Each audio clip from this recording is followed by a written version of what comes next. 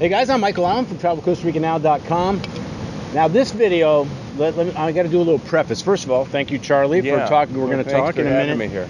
Now, I think this video is for you people that think it's all fun and games running a business here. I think it's about perseverance. I think it's about happy endings. Hopefully, hope we have a happy ending. Oh yeah. We did dress the same on purpose. Right. We called each other up. Keep it simple.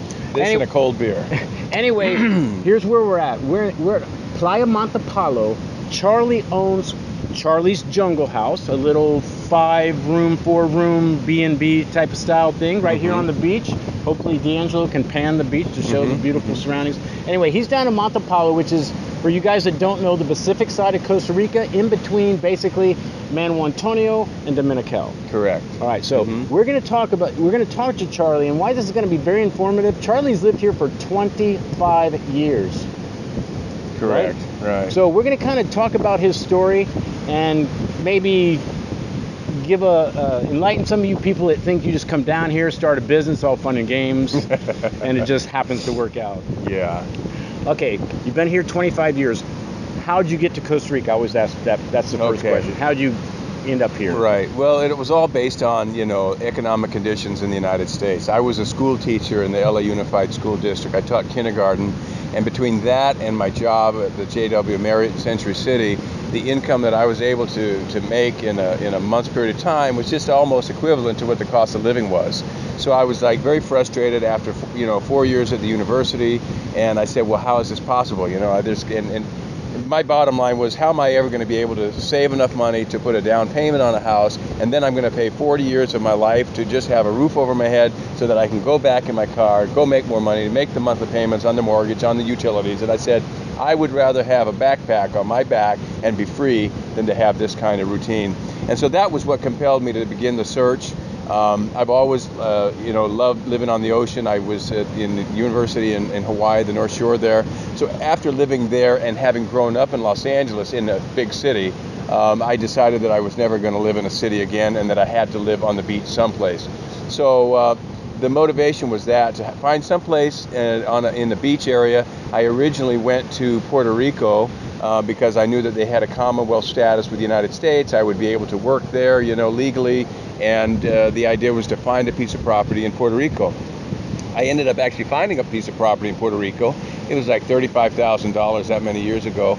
And one night at my job, I was, again, teaching school in the day. At nighttime, I was working at this bar. At the time, was very famous, Dunbar's. And a lady came into the bar and had a pack of cigarettes. I was serving her drinks and working the service bar. And in our conversation, I said to her, where'd you get those cigarettes from? Because they had a beautiful graphic on it. They were called Emu. And she says, oh, these are from Costa Rica. And I was like, Costa Rica? Oh. I like the ring to that. It sounds good. Where is that exactly? Because what island? What island? Where is this island? I want to go to this island nation. And she says, oh, well, we're in Central America between Nicaragua and Panama. And then I had an idea it was kind of in that area. And then I started asking her questions about the economy, and is it democratic? And what's, are there beaches? And she says, oh, we have two just 800 miles. 800 miles of beaches. I'm like, wow. So I started thinking supply and demand. If there's more beach coasts, maybe I'll be able to find something even less expensive than what I had just found in Puerto Rico. I had not been here. This was a pack of cigarettes. This was a pack of cigarettes. The best thing that ever happened from a pack of cigarettes. Let's put it that way. And I immediately, at the end of the shift, I went to my manager and I said, Julie, do you think I could take 10 days off? I want to check out this place, Costa Rica. She's like, oh yeah, in the next shift I'll give you the 10 days off. The next day I went down to the travel agency and bought my ticket on Laxa Airlines, and I came, ended up 25 years ago. And at the very beginning, I went to the northern coast in the Guanacaste area because I had a friend meeting me from Brazil with his girlfriend, and we went up, we met these people in the hotel lobby, ended up going to where they were going, which was Playa Grande, up by another Montepalo.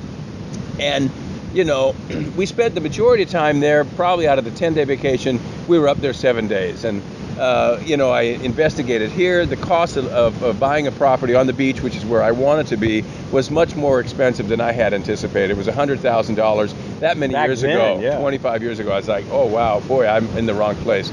So I had a couple of days left. I was very cognizant of the fact that I was renting this car. I didn't want to waste the money on the car. And I looked at the map, and I found on the map Capos. And I said, wow, that's an interesting name, Capos. I wonder what that's like. Now, at the time, had I understood how long it was going to take me to get from Tamarindo to Capos, I would have never done it, never. But I got in the car, the rent-a-car, drove maybe 8 hours, something crazy. And I got into Capos, Manuel Antonio area just about sunset. And when I did, it was just so beautiful, verdant green, jungly, you know, because up in Tamarindo, the Guanacaste area, it's a drier area. And so I ended up going to Manuel Antonio, and I loved it. I loved the feel, the sunset, the little islands out around the Manuel Antonio National Park.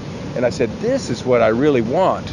So the next morning, I went down, and at that time, there were no real estate offices. There was no, you know, Century 21 and Remax and all of those. So I said, but I did find this lawyer's office, and they had a hand-painted sign that said, Real Estate. And I was like, I think what they're trying to say is real estate. And I went in there, told her, I said, well, I'm looking for something. It doesn't have to be big. It doesn't have to be, you know, I just want my own little spot where I can have my own home. And she says, well, go down this road to towards Dominical, and there's this property for sale. And I did, and I got lost, actually, because at the time there were no signs on the road. Plus, the highway was real bad at that time. The highway was horrible. There was no highway. There was no highway. You had to go through the jungle and through the palm trees, the African palm trees, and ended up coming down that road. It took, at that time, 2 hours just to get from Capos down to Matapalo. But like I said, there were no signs on the road, so I actually got lost and ended up here. I had passed the address where she had told me to go to Playa El Rey like 20 minutes previous. And I got here, but I found a little sign that said Playa Matapalo. I said, well, it's beach. Well, why not? And I came down, found a local bar there where a lady sitting next to me says, oh, you look like you're looking for property. I said, well, actually I am. She says, well, let me show you around. So we get in the little rent-a-car, come down this same beach road, and I looked at this property here, and it was so beautiful. It was about 10 o'clock in the morning. The ocean was just beautiful, clear skies, the verdant green. And I said, oh my gosh, what would it be like to live like this? And on our way back, I pulled in because I just wanted to sit and, you know, enjoy it for a moment. And when I did, this little old man came out of the existing structure that was on the other side of the street and said, how would you like to buy this place? I'm like, wow, this is just too serendipitous. Yeah, really, you know? right? How could this possibly? Of course I would like to buy this place. But I said, you know, I'm a school teacher. You know, I don't have a lot of money. He's like, oh, don't worry about it. It's not a problem. So he takes me, shows me the perimeter of the property. Now I'm really hooked. Now I'm really scared because I'm thinking he's going to tell me some like outrageous figure like up in Guanacaste, $100,000. And he says to me, I don't know why I'm telling you this, but I'll sell you everything from the beach all the way to the back with the cabin for $10,000. And I just like, oh. I took out the last $100 bill that I had in my pocket, put it in his hand. I said, here's my deposit. Here's my word that when I go back tomorrow, because the next day I was going back to Puerto Rico, I will send you what I have saved. And it was in total blind faith. And I drove back to Capos, happiest man, like I had just hit the jackpot. You weren't scared at all? No. You're in another country. You After, come down here. But not after knowing this anything, serendipitous thing, it was just like meant boom, to be. boom. And sometimes when people ask me, how did you end up here? I say, well, the truth is it was a very spiritual, divine kind of intervention. But the mechanics of it, well, here it is. It was like the perfect storm. It was the perfect storm that happened to me. Okay, but I want to get into it. You've had some issues. You've had some problems. Yeah. Okay, so anyway, you have this nice property. Now let's fast forward. Right. You've built. You've made property here. Right. You have a couple houses or a couple structures. We have structures. 3 made structures. What happened? Well, my problem was that I came here before there was any infrastructure. There was no legal infrastructure at the time, 25 years ago, to be able to get what is called the concession.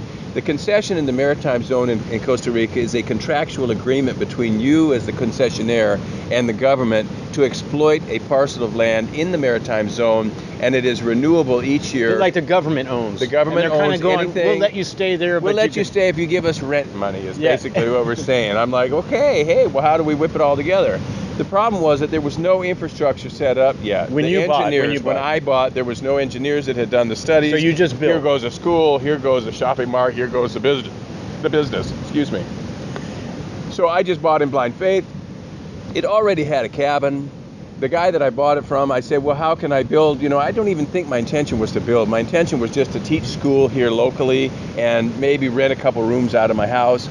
And I actually did. I went into the school here. I was teaching school. But, you know, at that time it was, you know, made $200 a month, and I couldn't make my bills. And I was like, I'm going to have to do something else. And the most logical response to that need, economic need, was lodging, because there was nothing here. I'm pretty much the pioneer on the beach. So fast forward to finally the government puts in the infrastructure, which was 7 years ago. They actually did it in 97, but they never. enacted. It wasn't enacted. Like everything until, here, like there's a everything law, takes, but doesn't mean they go and they apply the law. So I was able to stay here without any problems until 7 years ago. 7 years ago. And at that time, we were all, as a community, informed, and not just here in Playa Montepalo, but throughout all of the coastal areas, including Dominical, which was slated to be completely demolished. They bulldozed his property. They bulldozed everybody here in the Maritime Zone in Playa Montepalo.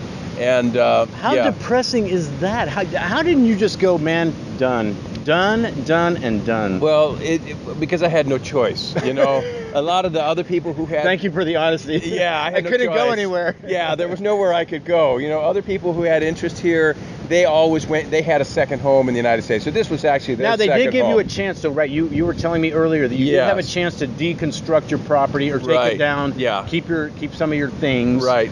They technically came in and kind of bulldozed properties. Right. What happened there was that I worked with Sister Cities International, and I was the translator for the mayor at the time. We would do these trips to Fort Lauderdale. In this case, I would translate for the mayor with all the civic leaders, and I had a rapport with him where he was able to come to me and say, look, Charlie, the central government has informed us as a municipality that we have this order to whoever does not comply with the zoning as it is now being approved will have to have their structures removed. So you knew. This was inevitable now. I knew that this was going to happen. And I tried to inform the community here. Half of the folks took heed, took their structures down voluntarily, conserved their materials, and the other half basically were completely bulldozed down. Out of the blue, we didn't know what day this was going to happen. We knew there was a suspicion, but one day a big bus came full of police officers, and then followed up by backhoes and big dump trucks. Guys, this wasn't 20 years ago. Yeah, this was 7 years ago. Right. And real quickly, what about the guy at the end of the road? Bulldozed his property. He's sitting under a little tin thing. Yes, this was an older gentleman that was a land sitter. He was watching over the property for the people from University of Costa Rica were the actual owners of the parcel, or the owners of the rights to the parcel. Because until you get a concession, you don't have anything. So yeah, they went down there, bulldozed him down, left him under a corrugated zinc piece of roofing, and I was real upset about. Well, the whole thing was just a complete. So what happened? Okay, so this happened to you. How did you persevere? Seriously, I can't even imagine. It's like a hurricane, a fire, whatever. Yeah. Well, there's no doubt about it. It was very tough. And the way that I was able to get back, and of course it took 7 years, and we're just now getting back on our feet where we can receive guests again here at Charlie's Jungle House. Jungle House, Montepalo. Yeah, Jungle House. Charlie's Jungle House. Shameless plug. Yeah. Well, we've earned it. 7 years of just, woo!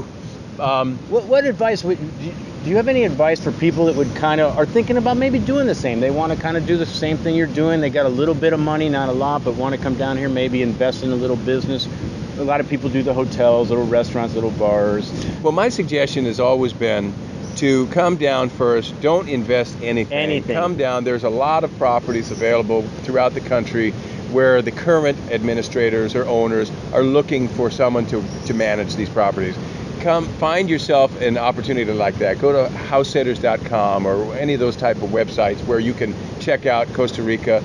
Come see how you adapt to the culture. See how you adapt to the language. If you don't have any language ability, that's going to be your number one challenge, because it's one thing to live in a structure that is, very comfortable and that you're used to, like where they may have come from, Canada or United States or Europe.